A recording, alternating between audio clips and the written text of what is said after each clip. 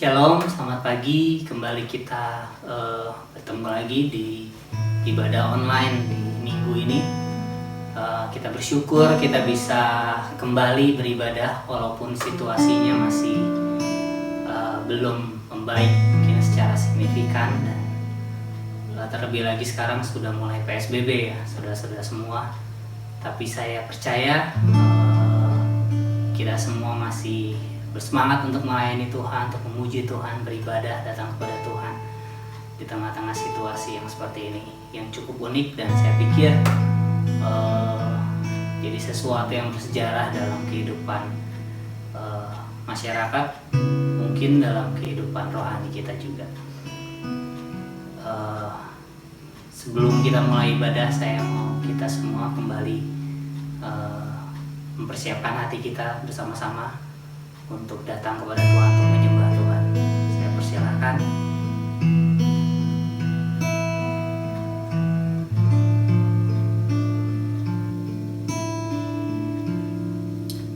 Saya mengajak kita semua untuk mengingat-ingat lagi perbuatan Tuhan.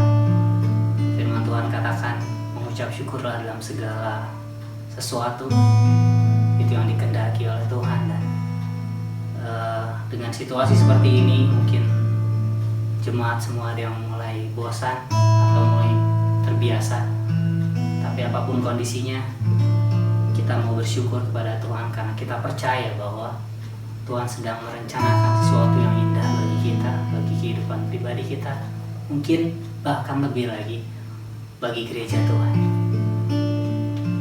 Mari saya ajak kita semua untuk mengangkat syukur kita, menaikkan syukur kita.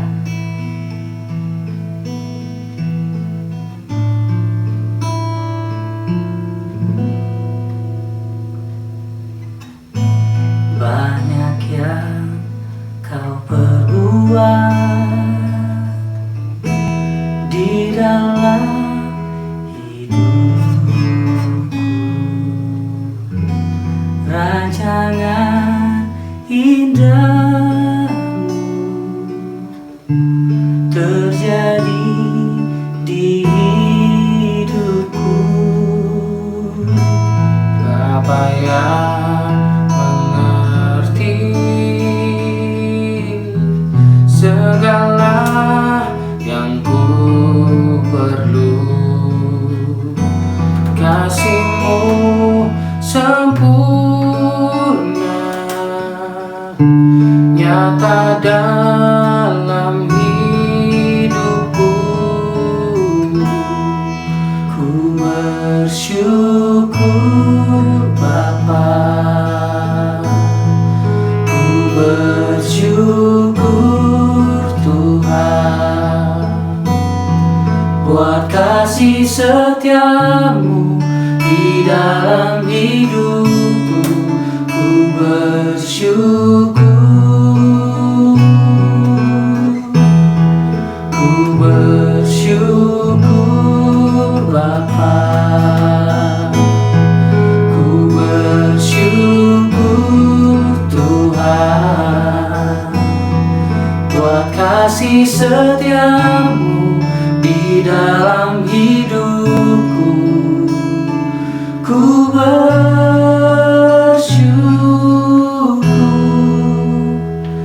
Tuhan.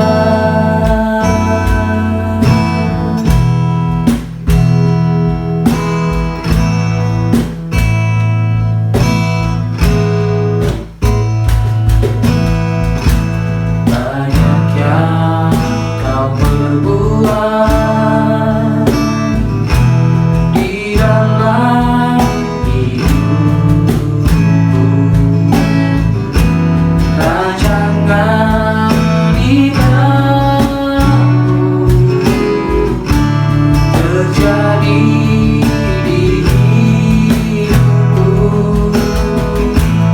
Apa yang mengerti segala yang ku perlu, kasih-Mu sempurna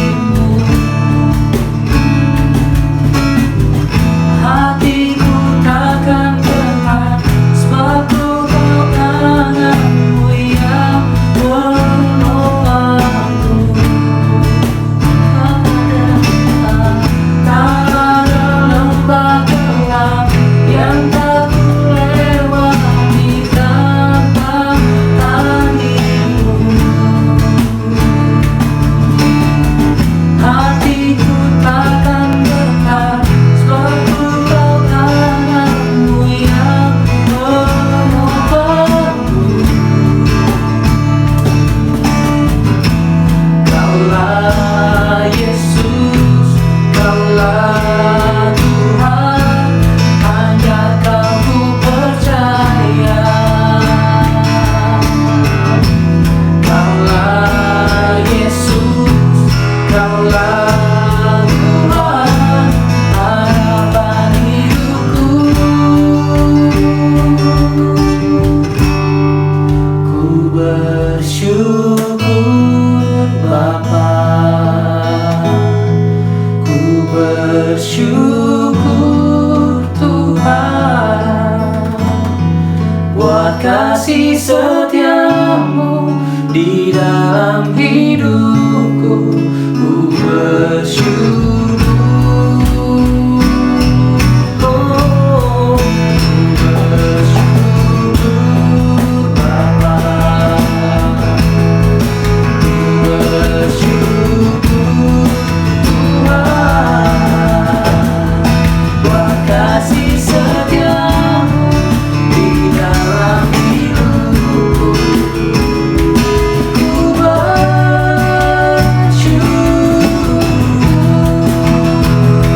ku bersyukur,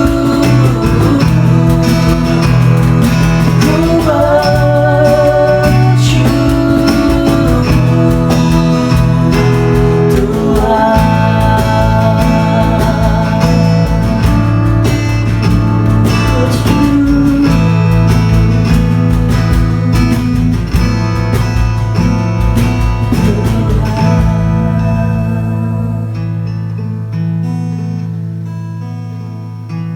Benar Tuhan, ini doa kami, syukur kami. Kami percaya bahwa rencana Tuhan, apapun kondisinya saat ini, kami percaya ini sudah Tuhan rancangkan, Kau izinkan terjadi untuk membentuk kami, jemaat Tuhan, anak-anak Tuhan, supaya menjadi pribadi-pribadi yang lebih dahsyat lagi, memuliakan nama Tuhan.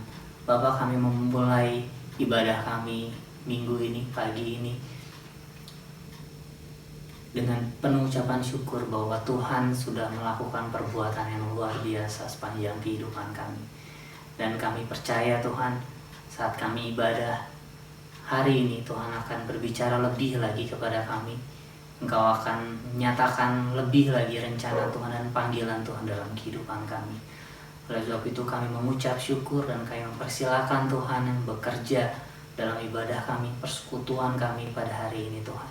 Biar Engkau berbicara pada setiap kami pribadi lepas pribadi. Dan Engkau mengurapi hamba Tuhan yang akan menyampaikan firman Tuhan, supaya firman yang ditaburkan benar-benar tertanam dalam setiap hati kami Tuhan. Terima kasih Bapa, kami bersyukur karena kebaikan Tuhan.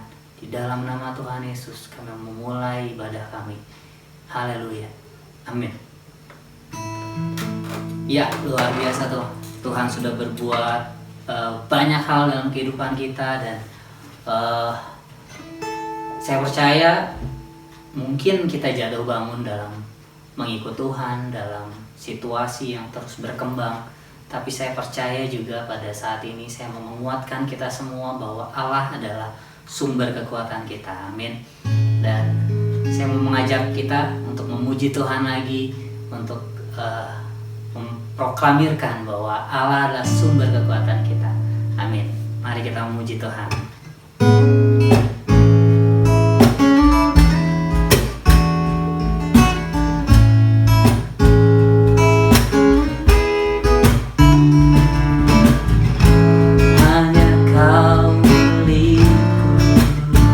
Di surga tiada yang ingini di bumi, hanya Kau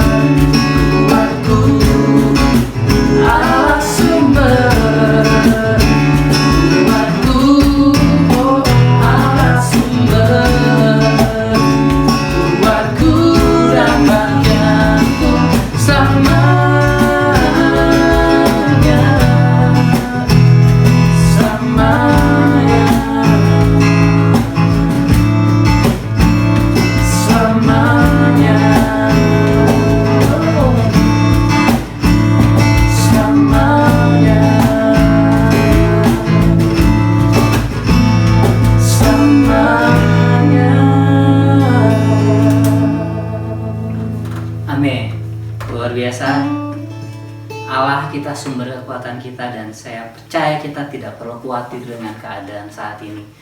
Walaupun secara manusia kita tahu bahwa kita pasti takut, mungkin penghasilan berkurang, kalau punya usaha, usahanya menurun. Tapi saya percaya bahwa Allah sumber kekuatan kita.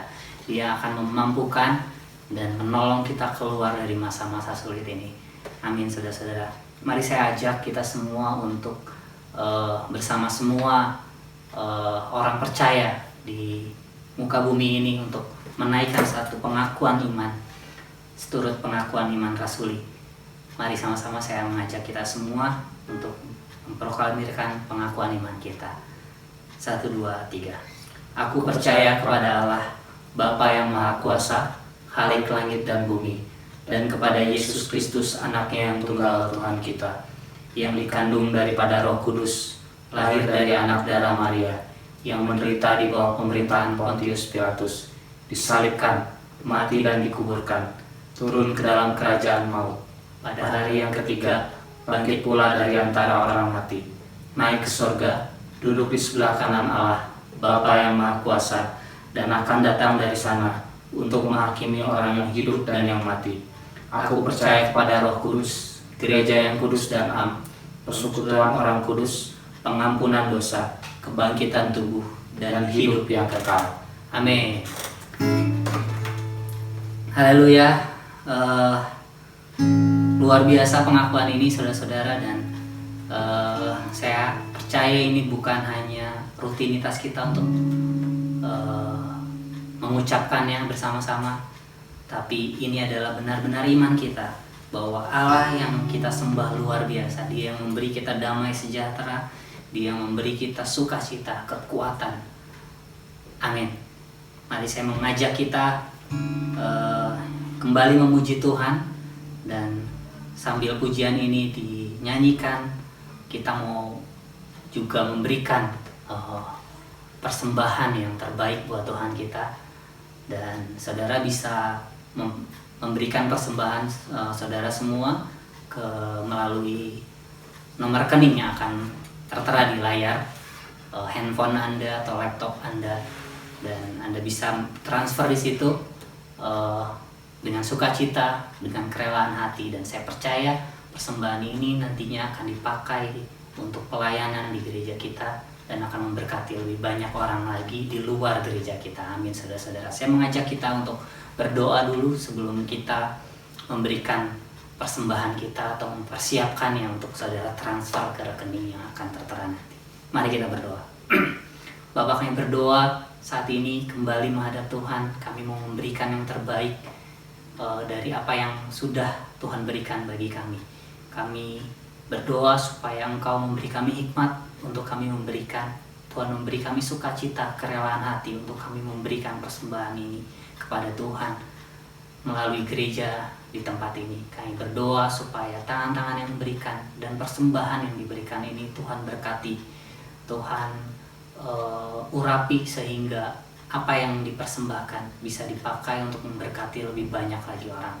Terima kasih Tuhan, kami memberikan dengan penuh kerelaan hati, penuh sukacita untuk kemuliaan nama Tuhan. Di dalam nama Tuhan Yesus kami berdoa. Amin.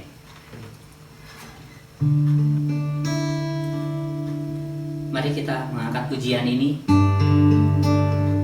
bahwa damai yang ada Tuhan berikan bagi kita adalah damai yang tidak diberikan dunia. Amin.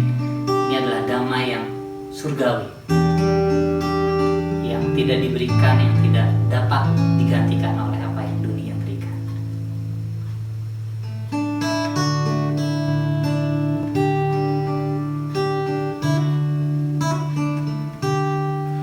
Damai yang padaku tak diberikan dunia, tak dapat diambilnya pun. Meski sudah tempuh, takutku tidaklah, karena damai Tuhanku turun. Damai yang diberinya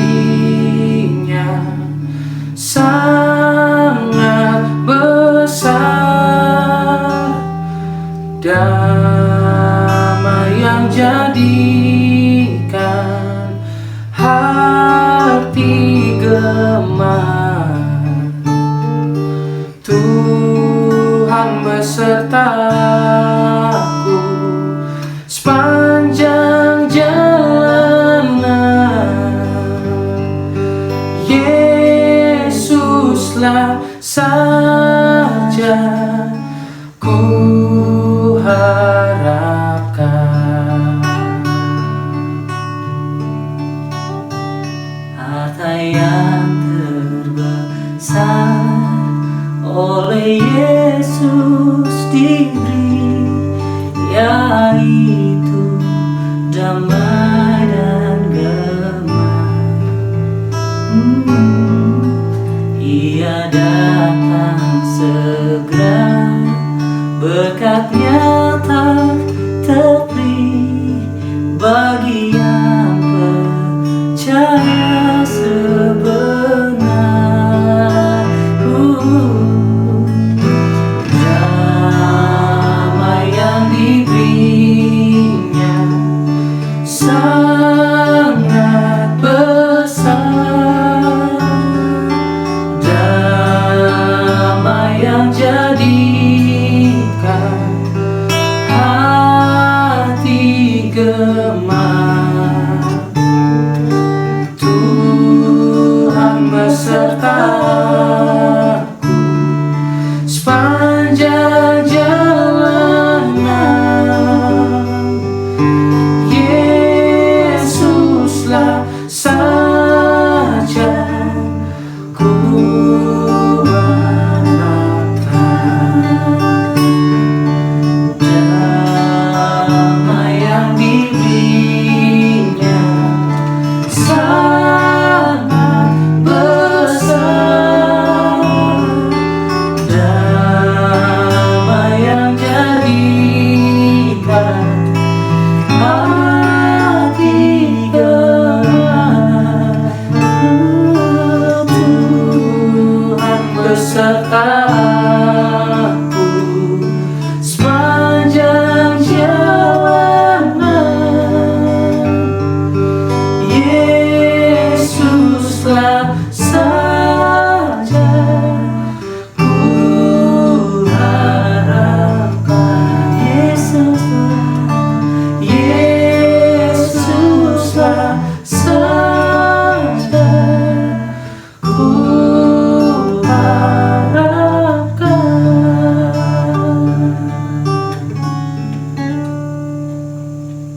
Amin. Haleluya, luar biasa. Terima kasih buat persembahan yang sudah jemaat Tuhan berikan, persiapkan dengan segenap hati. Dan saat ini kita mau masuk ke dalam firman Tuhan yang akan dibawakan oleh gembala sidang kita. Saya mengajak kita untuk memuji Tuhan, dan ini adalah doa kita untuk bangsa ini, bukan hanya untuk bangsa ini tapi untuk dunia ini. Kita percaya bahwa doa orang benar waktu dengan yakin didoakan akan besar kuasanya. Mungkin saat ini kita sedang seolah-olah ditantang imannya. Bagaimana sih kekristenan, bagaimana Allah itu, kenapa tidak bertindak dalam keadaan seperti ini? Tapi saya percaya saudara semua, jemaat semua tidak goyah imannya, tapi kita justru semakin kuat, semakin yakin bahwa ada rencana Tuhan yang luar biasa melalui kejadian ini. Tapi bagian kita gereja Tuhan saat ini adalah berdoa bagi bangsa kita. Mari sebelum kita mendengar firman Tuhan, saya mengajak kita untuk berdoa bagi bangsa ini, untuk mengucapkan berkat bagi bangsa kita, buat pemerintahan, buat pemerintah pusat sampai daerah, buat orang-orang yang ada di garis terdepan saat pandemi ini terjadi, orang-orang yang bergerak di kedokteran, orang-orang yang para medis, farmasi yang membuat obat, mungkin penelitian vaksin yang terbaik untuk menyembuhkan infeksi ini. Kita berdoa buat mereka, mengucapkan doa kita dengan penuh keyakinan dan iman.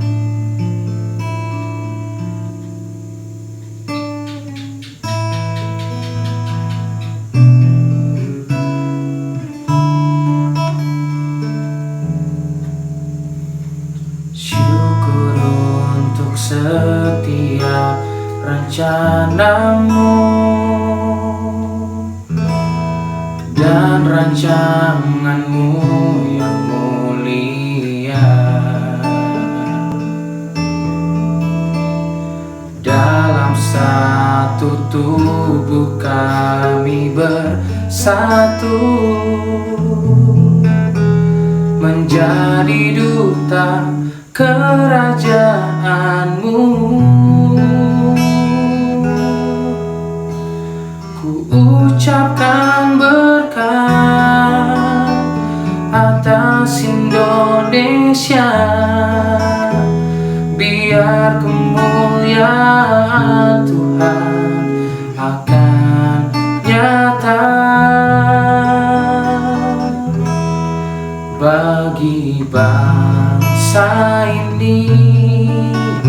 Kami berdiri dan membawa doa kami kepadamu. Sesuatu yang besar pasti terjadi dan mengubahkan negeri kami.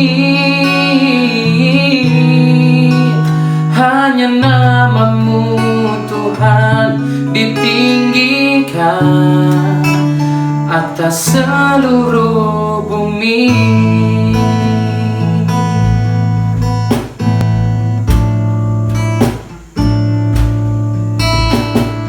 Kami ingin melihat Indonesia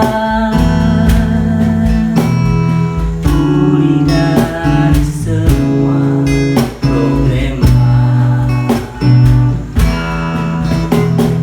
hidup dalam jalan kebenaran-Mu, pancarkan terang kemuliaan-Mu. Ku ucapkan berkat atas Indonesia, biar kemuliaan Tuhan akan nyata bagi bangsa ini. Kami berdiri dan membawa doa kami kepadamu. Sesuatu yang besar pasti terjadi dan mengubahkan negeri kami.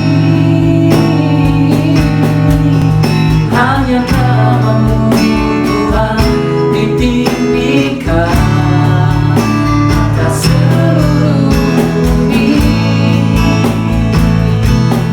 Bagi bangsa ini kami berdiri dan membawa doa kami kepadamu. Sesuatu yang besar pasti terjadi dan mengubahkan negeri kami. Hanya nama-Mu Tuhan ditinggikan, hanya nama-Mu Tuhan ditinggikan. Hanya nama-Mu Tuhan ditinggikan atas seluruh bumi.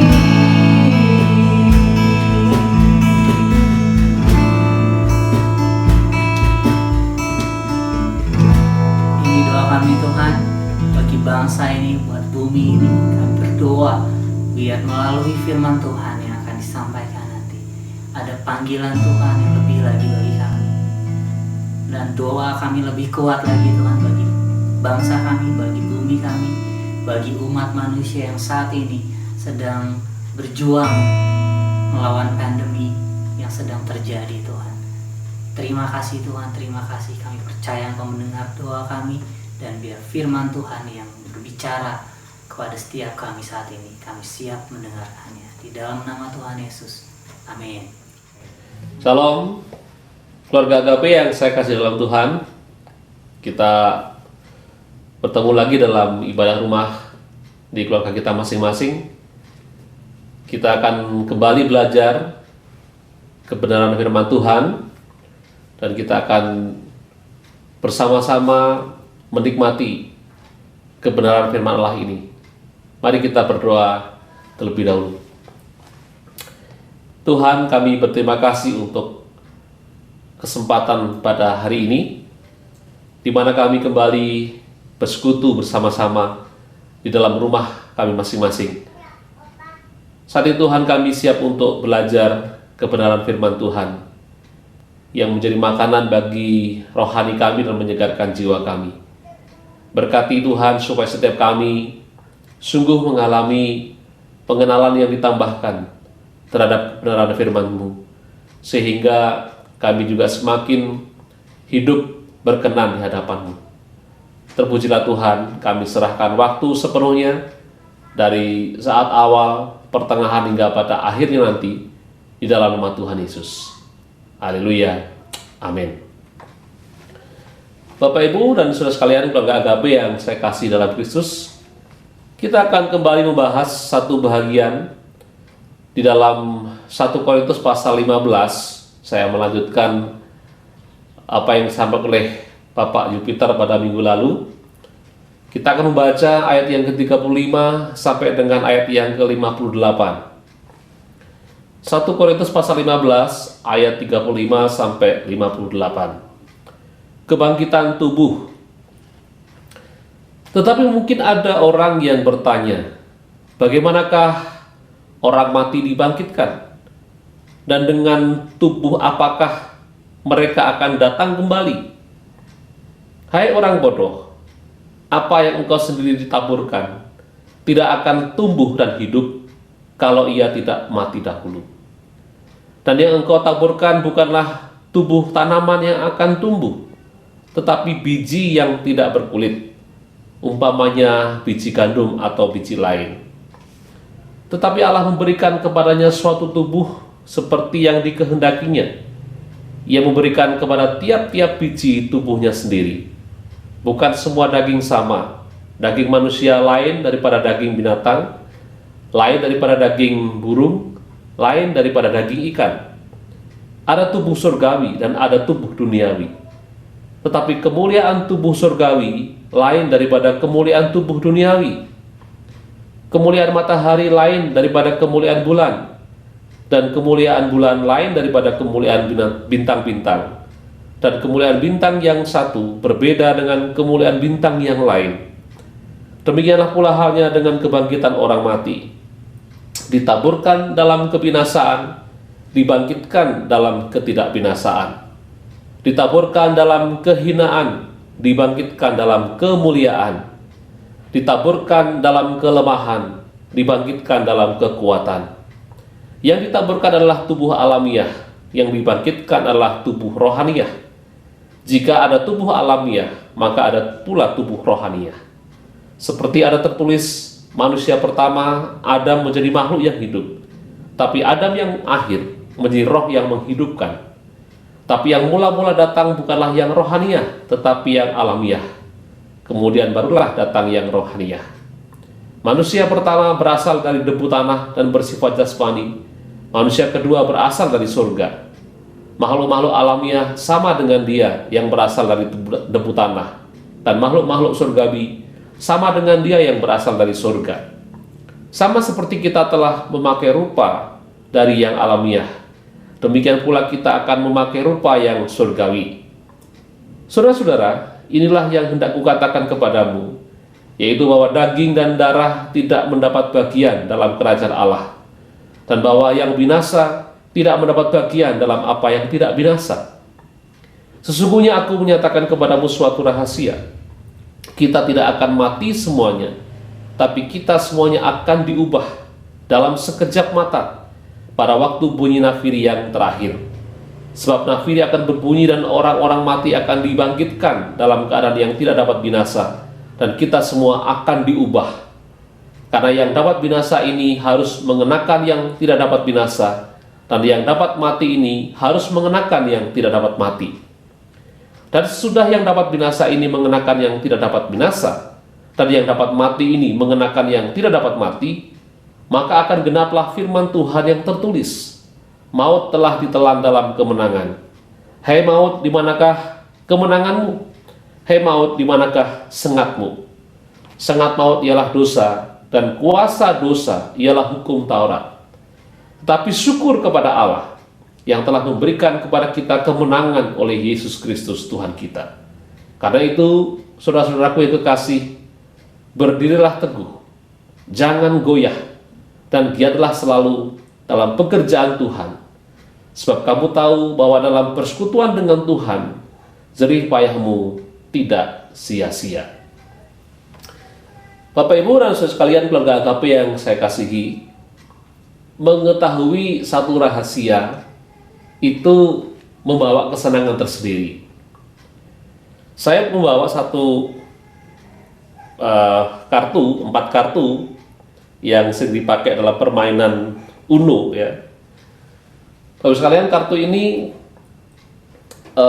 bisa dipakai untuk satu permainan yang menarik. Salah satunya adalah menebak kartu. Saya pernah diajak main, dan waktu itu saya diminta mengambil salah satu kartu.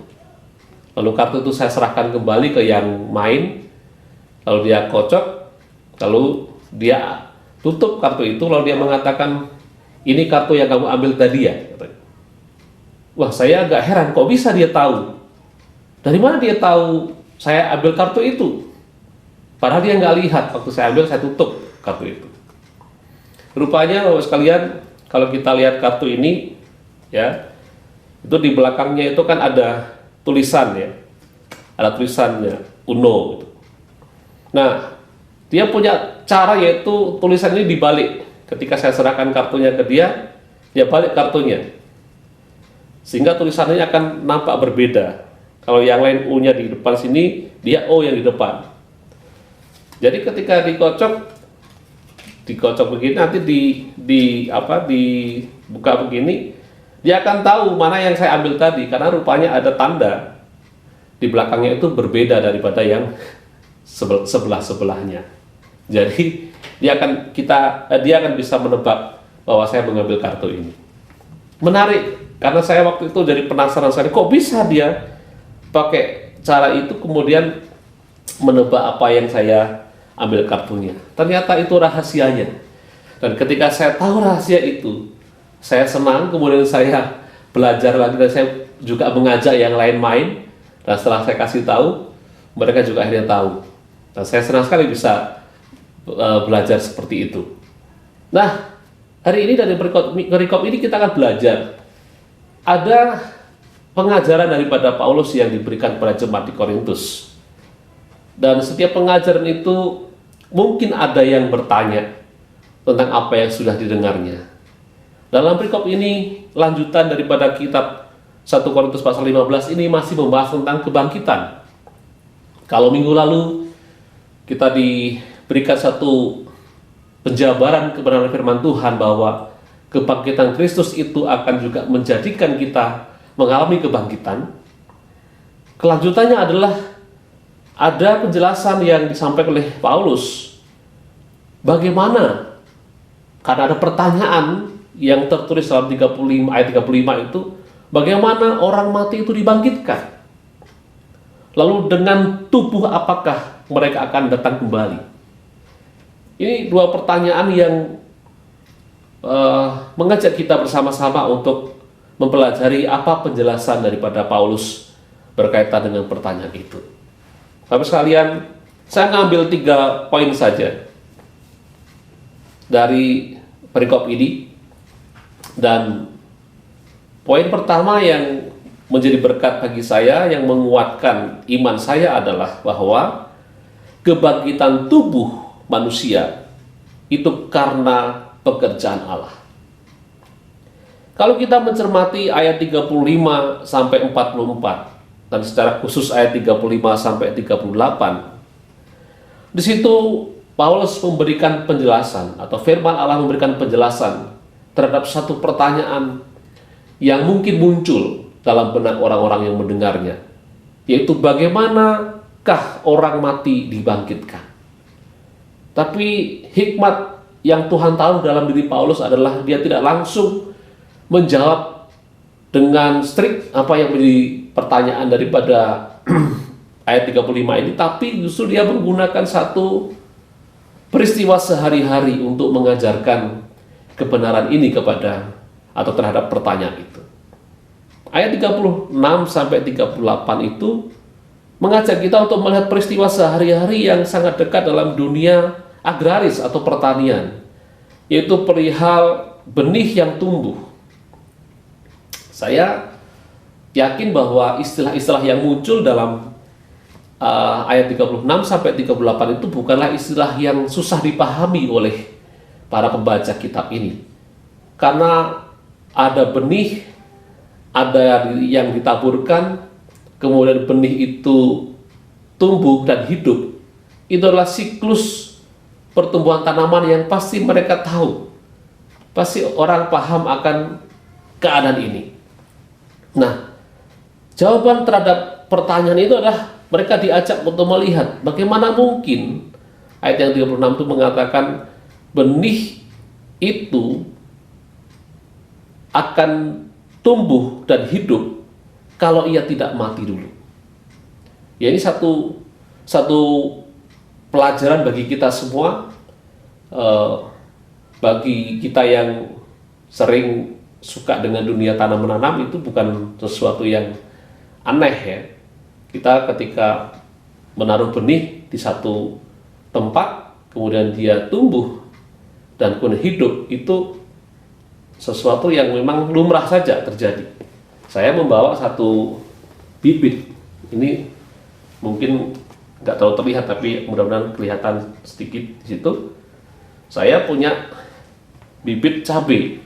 Saya senang karena orang tua saya mengajarkan saya tentang tanam menanam ini. Bibit cabai itu kecil sekali Bapak sekalian, satu bijinya itu.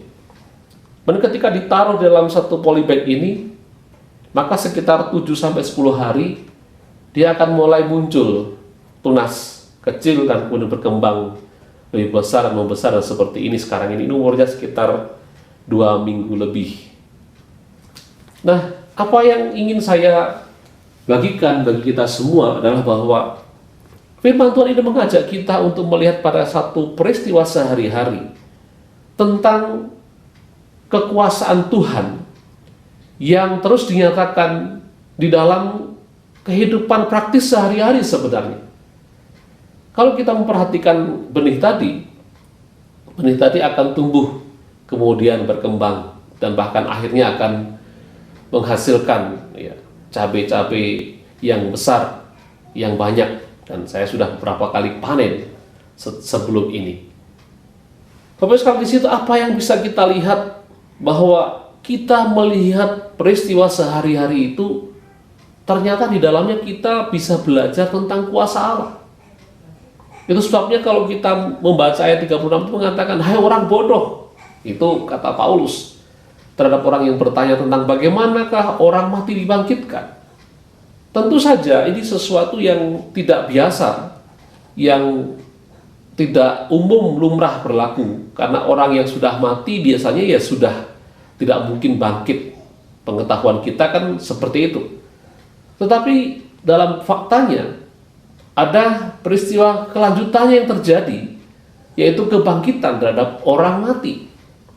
Nah, ini bagi sebagian orang mungkin tidak bisa dipahami karena sesuatu yang tidak lumrah. Tetapi kalau kita merujuk kepada kuasa Tuhan, maka tidak ada yang tidak bisa dibuat oleh Tuhan. Jadi jawaban terhadap pertanyaan ini, bagaimanakah orang mati dibangkitkan, itu adalah karena itu semua dilakukan oleh Tuhan. Kuasa Tuhan yang bekerja, yang membangkitkan orang mati tadi. Sama ketika kita memperhatikan tanaman tadi bertumbuh, bagaimana mungkin biji yang kecil itu ketika ditaruh dalam satu polybag, dalam beberapa waktu kemudian dia tumbuh tanaman yang baru. Bagaimana mungkin itu terjadi kalau tidak karena ada Allah yang menumbuhkannya? Nah, Bapak sekalian, ini sesuatu yang dalam tapi bisa kita dapatkan dari peristiwa yang terjadi dalam kehidupan kita sehari-hari. Nah, kita sering diajak untuk belajar dari peristiwa sehari-hari oleh Alkitab. Dan kita belajar kuasa Allah di situ tentang dari peristiwa sehari-hari itu. Contoh lain misalnya dalam Perjanjian Lama itu kita disuruh belajar kepada semut. Ya, Amsal pasal yang ke-6 ayat yang ke-6 dan juga pasal 30 ayat yang ke-5 itu, lihatlah semut, perhatikan perilakunya dan jadilah bijak. Orang pemalas disuruh belajar kepada semut. Kenapa? Karena semut itu binatang yang rajin, ya, binatang yang mau mengumpulkan makanan untuk persediaannya. Itu menarik sekalian. Tingkah laku semut yang binatangnya kecil, yang mungkin kita anggap tidak terlalu berharga, tetapi dari situ kita bisa belajar sesuatu yang besar. Itulah kuasa Allah memakai binatang yang kecil sekalipun untuk mengajarkan tentang kuasanya. Bagaimana mungkin satu binatang kecil itu bisa mengangkat beban yang besar masuk ke dalam lubang tempat mereka berkumpul, kemudian makan bersama di situ. Kalau bukan Tuhan yang memberikan hikmat, memberikan kemampuan bagi semut itu, tidak akan terjadi. Nah, kuasa Tuhan juga bisa kita lihat di dalam ayat yang ke-39, di mana di situ dikatakan oleh bukan semua daging sama.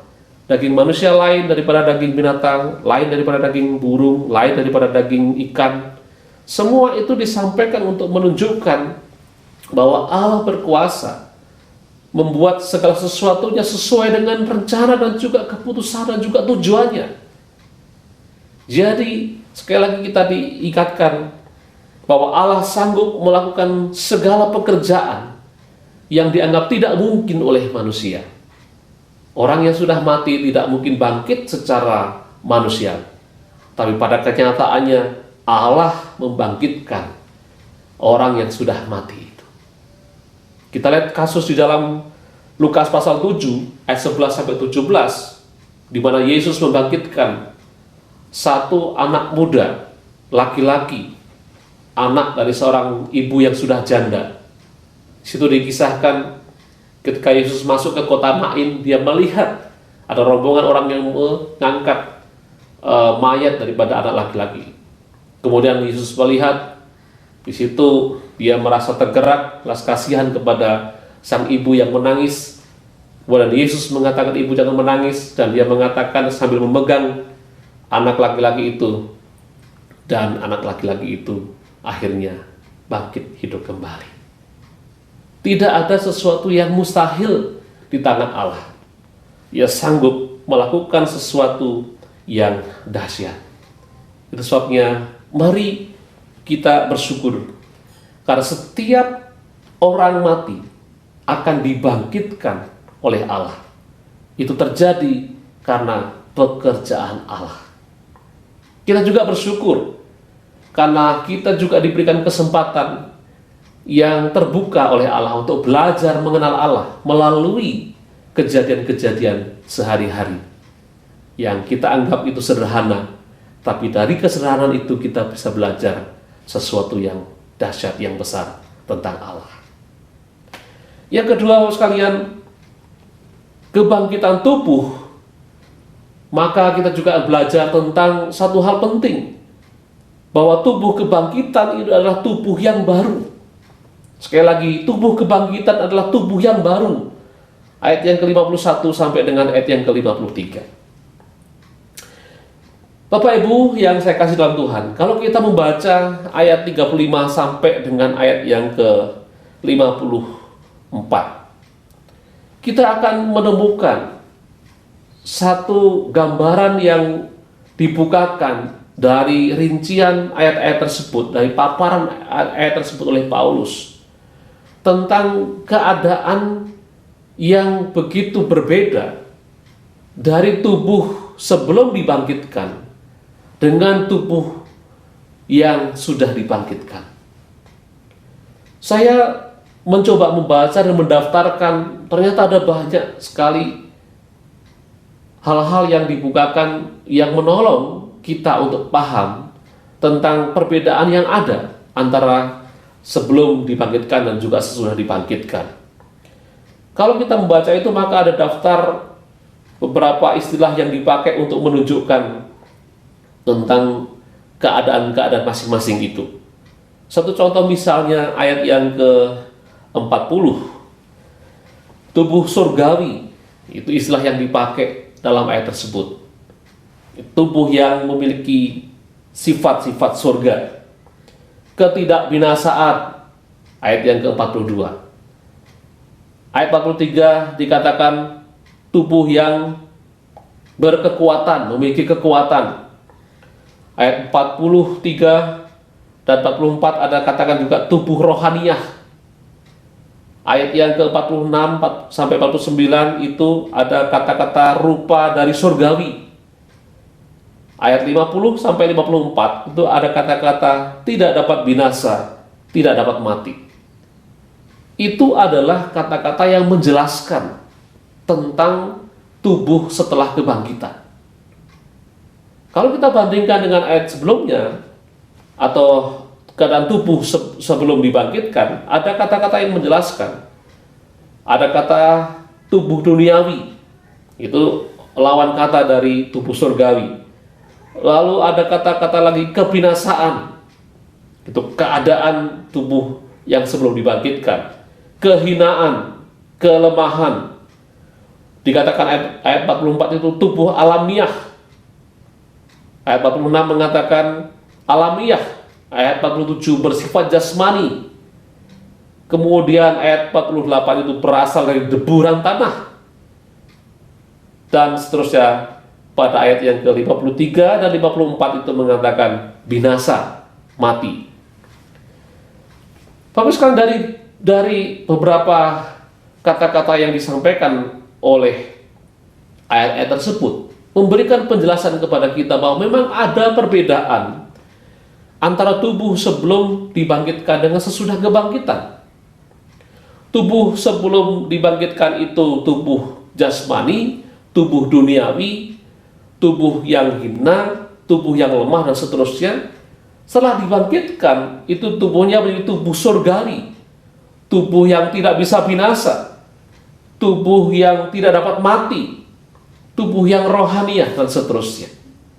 Itu artinya apa Bapak sekalian? Bahwa itu artinya ada perbedaan antara tubuh yang ada sebelum dibangkitkan dengan sesudah kebangkitan. Tetapi kalau kita melihat kepada bagian yang lain, sepertinya ada juga hal yang sama. Sehingga saya cukup lama membaca ayat ini dan juga membandingkan dengan yang lain. Kalau kita melihat tubuh Yesus, ketika setelah kebangkitan, kita ingat bahwa tubuhnya dikenali oleh murid-muridnya. Tubuhnya kemudian juga ketika dia menampakkan diri pada Maria Magdalena, itu kakinya bisa dipeluk oleh Maria. Kemudian di dalam pasal berikutnya kalau kita membaca kitab Injil, kita menemukan juga Yesus makan bersama-sama dengan para muridnya. Tetapi juga pada sisi yang lain ketika murid-murid itu dalam suasana ketakutan, Yesus juga bisa datang menembus, melewati daripada pintu-pintu yang terkunci. Bapak Ibu, ini memberikan satu penjelasan yang mungkin menolong kita untuk melihat pada kenyataan tentang keadaan tubuh sesudah kebangkitan. Saya memiliki satu pemahaman adalah bahwa tubuh yang dibangkitkan secara bentuk itu sama dengan tubuh sebelum dibangkitkan.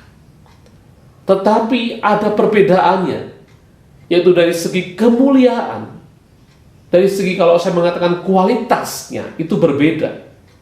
Karena kualitas atau kemuliaan yang ada pada tubuh kebangkitan adalah tubuh yang rohani, tubuh yang sudah dikuduskan, tubuh yang sudah dibersihkan dari berbagai macam kelemahan-kelemahan dan kegagalan-kegagalan yang ada. sebelum dibangkitkan. Jadi Bapak sekalian, tubuh itu masih bisa dikenali, masih bisa dipegang. Tapi tubuh itu juga tubuh yang bisa menembus batas-batas yang menghalanginya. Seperti waktu Yesus masuk ke dalam kumpulan para muridnya yang sedang dalam suasana takut. Jadi sesuatu yang amat penting bagi kita untuk kita jadikan prinsip kebenaran bagi kita adalah bahwa tubuh itu tubuh yang sudah dibaharui. Tubuh itu sudah dikuduskan. Tubuh yang dibangkitkan itu tubuh yang sudah mengalami perubahan dari sisi kemuliaannya. Nah, untuk apa? Mengapa harus diubahkan? Ini menjadi pertanyaan berikutnya bagi kita. Pertanyaan berikutnya bisa kita sampaikan, mengapa harus diubahkan atau untuk apa diubahkan? Kalau kita memperhatikan ayat yang ke-50, maka kita akan menemukan jawabannya bahwa kenapa diubahkan adalah supaya tubuh yang sudah dibangkitkan itu mendapatkan bagian di dalam kerajaan Allah. Mengapa? Karena dikatakan ayat ke-50 itu darah dan daging tidak mendapatkan bagian dalam kerajaan Allah. Artinya darah dan daging adalah tubuh yang duniawi, tubuh yang dalam keadaan berdosa, itu tidak bisa mengalami atau mendapat bagian dalam kerajaan Allah, sehingga perlu diubahkan ke dalam bentuk tubuh surgawi supaya dia bisa masuk bersama-sama dengan Allah dalam kerajaan Allah dan menikmati dan mendapatkan bagian dalam kerajaan Allah itu. Kemudian pertanyaan berikutnya adalah kapan terjadinya itu? Ya, kalau kita melihat waktu yang disampaikan dalam ayat yang ke-52, peristiwa itu terjadi pada saat bunyi nafir yang terakhir itu dibunyikan. Ayat yang ke-52 mengatakan, pada waktu bunyi nafir yang terakhir. Sebab nafir akan berbunyi dan orang-orang mati akan dibangkitkan dalam keadaan yang tidak dapat binasa, dan kita semua akan diubah. Terus kalian, terjadinya pada saat bunyi nafir yang terakhir, itu artinya sama dengan pengertian pada saat kedatangan Tuhan yang kedua kalinya. Kemudian seberapa atau bagaimana teknisnya perubahan itu? Ayat itu menjelaskan dalam sekejap perubahan itu. Jadi kita tidak bisa mendapatkan penjelasan yang mungkin secara detail kita pahami dalam keterbatasan kita sebagai manusia. Tapi perubahan secara sekejap yang terjadi pada tubuh orang-orang percaya itu menjadi satu hal yang dikerjakan oleh Allah untuk membuat tubuh itu menikmati kebersamaan dalam kerajaan Allah. Bapak sekalian, mungkin akan ada banyak pandangan yang berbeda terhadap permasalahan ini. Tapi firman Tuhan menjelaskan kepada kita bahwa nantinya ketika bunyi nafiri itu dibunyikan atau bunyi nafiri terakhir dibunyikan, akan ada kebangkitan bagi orang-orang yang mati. Kemudian kita yang masih hidup itu akan diubahkan dalam sekejap. Dan ketika kita yang sudah diubahkan itu kemudian bersama-sama dengan kumpulan orang-orang yang sudah dibangkitkan itu dalam tubuh yang baru itu, kemudian kita bersama-sama menyongsong Tuhan di angkasa. Kita diangkat di awan-awan, kemudian menyongsong Tuhan di angkasa. 1 Tesalonika pasal 4 ayat yang ke-15 sampai 17 itu memberikan penjelasan langkah-langkahnya seperti itu. Walaupun saya menyadari ada banyak, mungkin ada beberapa yang juga kita tahu perbedaan-perbedaan teknis-teknisnya, tetapi secara prinsipnya adalah bahwa keadaan orang-orang percaya mengalami perubahan tubuh menjadi tubuh surgawi dan kemudian bersama-sama menyambut Tuhan di angkasa. Bukankah itu sebuah hal yang memberikan penghiburan bagi kita, sehingga kita menjadi senang kalaupun kita saat ini tubuh kita dalam kondisi yang penuh kelemahan, ya, ada penyakit yang sulit disembuhkan, tubuh kita juga mungkin mengalami kekurangan, ya, karena ada bagian yang mungkin harus dipotong karena kondisinya waktu itu barangkali karena kecelakaan dan penyakit dan semuanya. Tapi saatnya akan diubah, saatnya akan diberikan tubuh yang sempurna dan akan bersama-sama dengan Allah dalam kerajaan Allah. Perbandingan yang sangat jelas yang menjelaskan kepada kita. Saya berpikir pada waktu saya melihat satu tayangan tentang satu liburan ya di televisi, itu ada keluarga yang bermain di dalam satu wahana yang ada saljunya. Ya, Bapak Ibu sekalian, sebelum dia masuk di situ, dia harus bayar tiket, kemudian dia juga harus mengenakan baju yang tebal, yang ada topinya dan ada bulu-bulunya gitu ya. Supaya apa? Supaya dia bisa pantas ada di situ. Sebenarnya dia bisa bermain leluasa di situ. Ada sepatunya juga yang bisa mendukung kegiatannya di dalam wahana salju itu. Nah, saya membayangkan tubuh kita mengalami perubahan, tubuh orang percaya diubahkan supaya kita layak ada di sana, supaya kita layak ada dalam kerajaan Allah. Kalau tidak ada perubahan, maka tidak akan ada kelayakan untuk ada di sana. Itulah jadi tubuh kebangkitan adalah tubuh yang baru, tubuh yang telah diubahkan, yang dikerjakan oleh Allah dalam kemahakuasaannya. Nah, ketika kita mengetahui hal ini, apa yang harus kita lakukan? Yang pertama tentu kita bersyukur kepada Tuhan, karena kita bisa menerima berita ini dan mendatangkan sukacita bagi kita. Tubuh kita akan dibangkitkan dan tubuh kita akan menerima sesuatu yang baru, ya, kemuliaan yang baru dan bersama-sama dengan Allah. Tapi sekaligus juga ada tantangan bagi kita yang selama kita masih ada dalam dunia ini, apa yang harus kita buat? Kita bersyukur karena hal-hal yang ke depan sudah dipersiapkan oleh Allah. Tapi pada saat kita masih ada dalam dunia, apa yang harus kita lakukan? Mari kita lihat ayat yang ke-57 sampai dengan ayat yang ke-58 mengakhiri firman Tuhan hari ini. Ayat yang ke-57 mengatakan, tetapi syukur kepada Allah yang telah memberikan kepada kita kemenangan oleh Yesus Kristus Tuhan kita. Bapak sekalian, bersyukur adalah hal penting dalam keadaan kita dimanapun juga. Bersyukur kenapa? Karena kita menerima Kristus. Bersyukur karena kita mengalami kemenangan yang juga dialami oleh Kristus. Bersyukur karena kita juga akan dibangkitkan sama seperti Kristus juga sudah dibangkitkan. Jadi kebangkitannya yang menjadi sulung itu akan juga menjadi bagian kita, orang yang percaya kepadanya.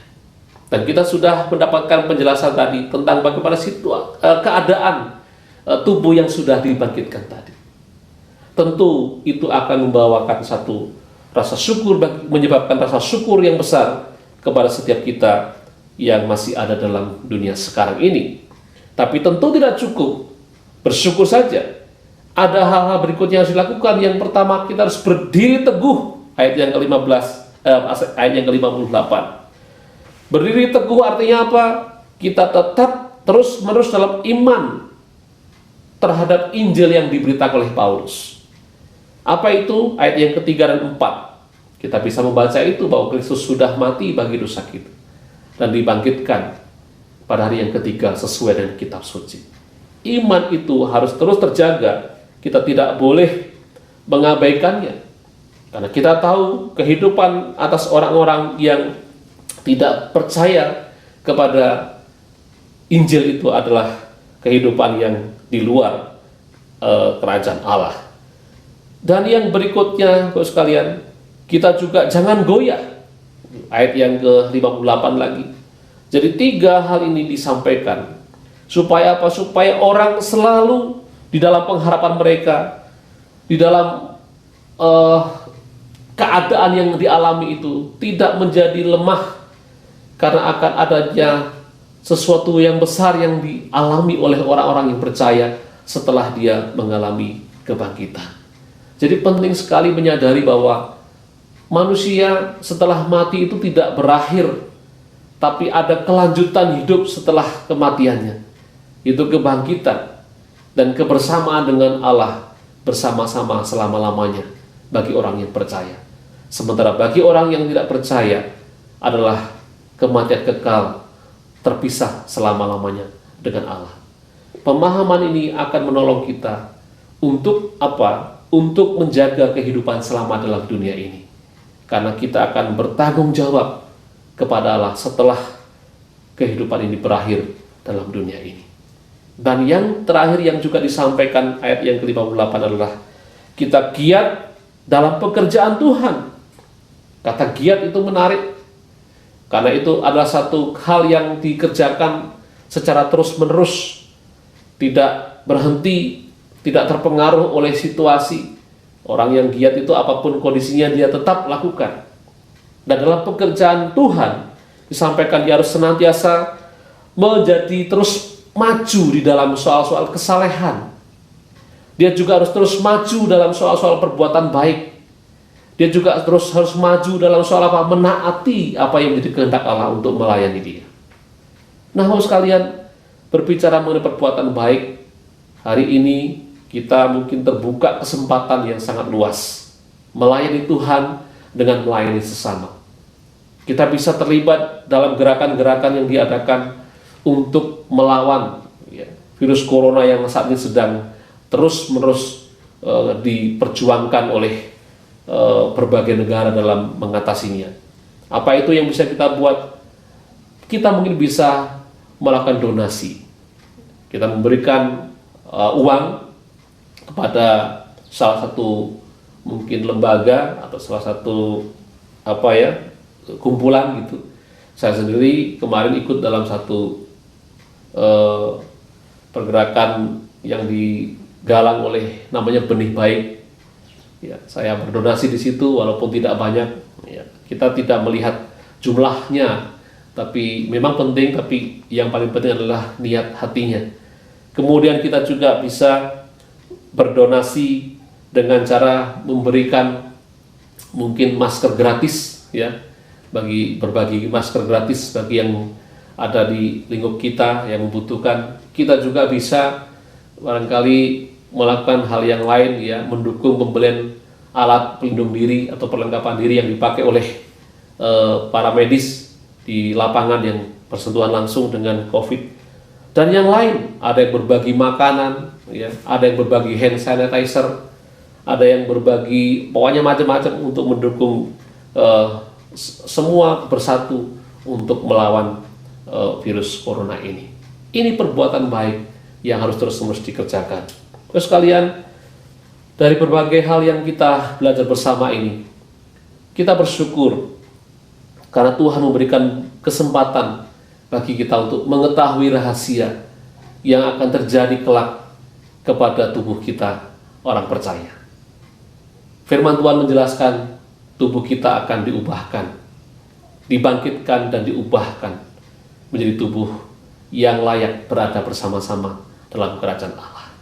Tapi sementara kita menantikan itu, firman Tuhan juga mengingatkan kepada kita untuk terus bersyukur karena kemenangan yang telah dialami oleh Kristus juga adalah kemenangan kita sebagai gerejanya. Tapi kita juga harus terus teguh dalam pendirian kita, teguh di dalam iman kita. Kita tidak goyah, tapi kita juga harus terus-menerus melayani Tuhan, giat dalam pekerjaan Tuhan apapun yang terjadi. Puji Tuhan, itu sebabnya ini menjadi suatu kesempatan bagi kita untuk bertindak, tidak lama-lama, tidak menunggu, tidak menunda, tapi sekarang untuk terus-menerus melakukan pekerjaan Tuhan dengan giat. Karena hal-hal yang terjadi ke depan sudah Tuhan kerjakan dengan sangat baik. Maka kita memberikan fokus kepada hal sekarang ini, apa yang harus kita buat untuk melakukan pekerjaan Tuhan dengan giat. Puji Tuhan, kiranya Tuhan dimuliakan dan kita diberkati oleh Tuhan. Kita akan bersama-sama berdoa mengakhiri firman Tuhan dan juga ibadah kita hari ini. Mari kita berdoa. Bapa di surga, terima kasih untuk kebenaran firman-Mu yang sudah kami terima. Puji Tuhan, kami mendapatkan kebenaran firman-Mu ini yang menolong kami untuk memahami keadaan tubuh kami setelah dibangkitkan. Kami bersyukur Tuhan, karena dari firman-Mu ini kami mendapatkan pengertian mendapatkan pemahaman walaupun terbatas bagaimana keadaan yang sangat indah, yang penuh dengan kemuliaan akan kami alami, akan orang-orang percaya alami ketika dibangkitkan. Kami bersyukur dan saat ini juga kami berdoa untuk setiap kami agar keadaan yang kami hadapi hari ini tidak membuat kami lemah, tapi pengetahuan kami kepada apa yang terjadi ke depan itu akan membawa semangat kepada kami untuk menjalani hari-hari kami. Tuhan menolong setiap kami sebagai umat-Mu untuk terus berdiri teguh dalam iman kami, untuk terus-menerus juga giat dalam melakukan pekerjaan Tuhan. Karena sesuai dengan janji firman-Mu, segala jerih payah, jerih lelah yang dilakukan dalam persekutuan dengan Tuhan tidak sia-sia.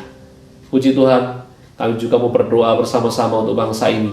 Berkatilah Tuhan bangsa ini yang terus sedang mengerjakan berupaya yang terbaik untuk menolong penyelesaian masalah yang diakibatkan oleh virus corona ini.